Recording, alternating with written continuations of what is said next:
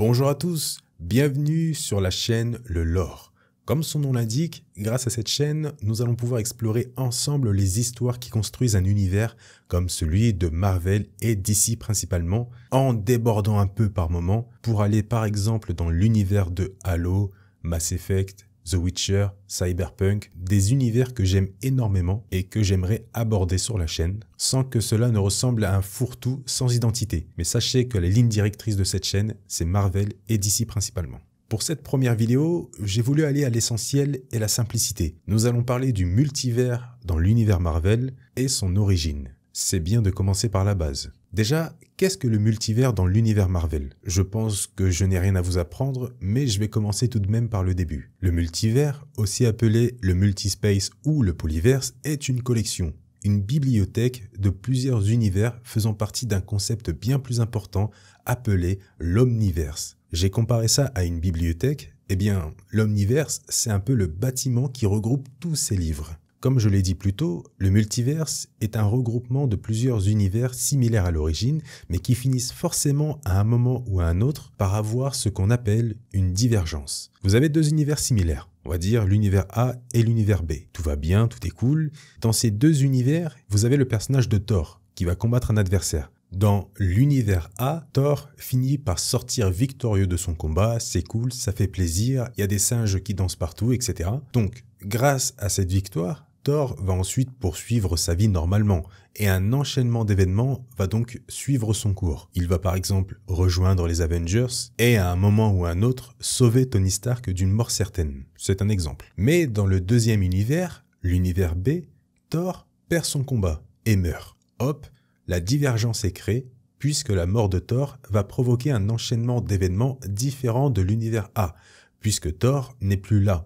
Et cette absence va tout changer. Par exemple, s'il est mort, cela veut dire qu'il ne rejoindra pas les Avengers et ne pourra pas sauver Tony Stark d'une mort certaine. Une simple divergence peut créer un univers différent d'un autre. Chaque résultat d'une divergence va forcément créer une autre divergence. C'est pour cela que l'omniverse contient une infinité d'univers. Il est même d'ailleurs possible de créer une divergence et donc un nouvel univers seulement en voyageant dans le temps. C'est d'ailleurs pour ça que dans la série Loki, la TVA ne rigole pas du tout avec ce genre de choses. Mais ça, je pense que vous l'avez compris. Je pense que ça paraît compliqué à l'explication, mais c'est très simple à comprendre, vraiment. Un simple changement peut créer un enchaînement d'événements qui sera différent d'un autre univers, tout simplement. Mais avec tous ces univers, il y a forcément eu un commencement. Eh bien, oui, il y a deux récits concernant l'origine du multiverse. À l'origine, il n'y a qu'un seul univers qu'on appelle le premier cosmos. Cet univers est incarné par une manifestation abstraite appelée le premier firmament.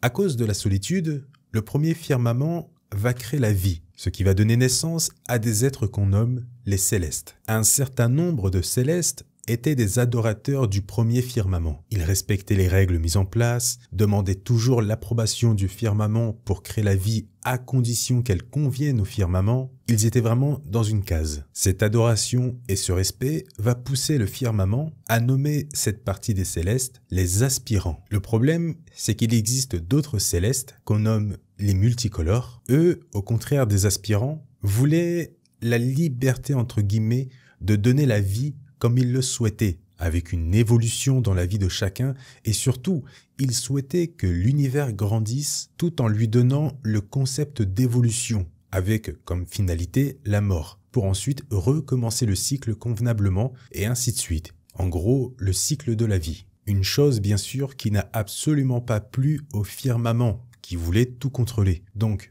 à cause de ces divergentes d'opinion, tiens, c'est assez drôle d'ailleurs, on reparle une nouvelle fois du terme divergence. Ça montre bien que tout univers est à l'origine d'une divergence. Bref, à cause de ces divergentes d'opinion entre les rebelles multicolores et les aspirants qui servent le firmament, une guerre va éclater entre ces deux groupes appelée la guerre céleste. Durant la guerre, les aspirants vont construire une arme surpuissante appelée l'armure du tueur de Dieu. Grâce à cette arme, les aspirants réussissent finalement à faire mettre le genou à terre des rebelles multicolores. En voyant leur victoire, les aspirants vont ensuite démonter des parties de l'armure pour la création d'une flotte. Le problème avec le pouvoir, c'est que tout le monde le convoite. Et à cause de cette convoitise, les aspirants vont se livrer une guerre civile et vont se détruire mutuellement, ce qui va laisser une belle ouverture aux rebelles multicolores pour se relever et écraser les aspirants. Exactement comme avec l'ordre Sith dans Star Wars. Le pouvoir a créé la convoitise chez les Sith qui se sont ensuite entretués. Les Jedi ont juste profité de la situation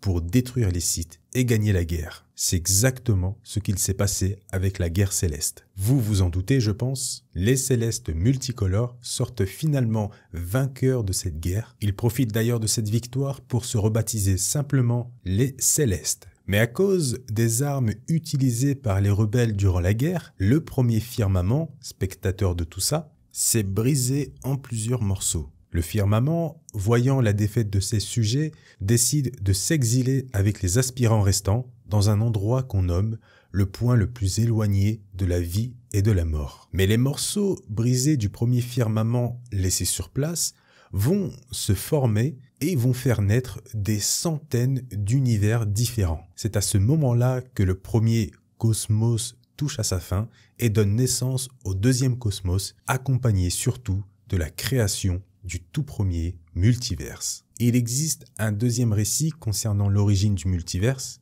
Il est beaucoup plus court. À l'origine, il y a le premier cosmos, incarné par un être cosmique qu'on appelle Némésis. Du fait de la solitude, Némésis va créer la vie. Le problème, c'est que Némésis, ne connaissant pas le bien et le mal, elle ne va donc pas influencer ses créations. Le problème, c'est que ces créations vont malheureusement devenir mauvaises. Étant assez mécontente de ses créations, Némésis va tout détruire. Et à cause de cette solitude, Némésis va mettre fin à ses jours. Sa mort, entre guillemets, va provoquer la création des univers et donc du multivers, mais aussi des pierres d'infinité. Je suis tout de même moins fan de cette histoire. Je préfère vraiment la guerre des Célestes. Bref, fin de vidéo. J'espère que vous avez apprécié cette toute première vidéo sur la chaîne Le Lore. Pour moi, c'était vraiment important de parler de multivers en premier parce que symboliquement, cette chaîne sera une sorte de multivers. Multivers, multiverse ? Bon, perso, je dis les deux, mais s'il y a une préférence, n'hésitez pas à me le dire. Merci à tous d'avoir suivi cette vidéo. J'espère qu'elle vous a plu. Si c'est le cas, vous savez quoi faire. Le petit pouce bleu, on n'oublie pas ça, surtout pour la première vidéo, ça fait toujours plaisir. En sachant que c'est ma première vidéo où je raconte des choses autres que Star Wars, avec le stress, etc., il se peut qu'il y ait eu des erreurs. N'hésitez pas à me corriger dans les commentaires, c'est très important. Et surtout, dites-moi simplement si vous avez apprécié cette première vidéo. Merci à tous encore une fois, pensez à vous abonner à la chaîne pour ne rien manquer des prochaines vidéos, en espérant une nouvelle fois que cette toute nouvelle chaîne vous plaise. Merci à tous et à la prochaine.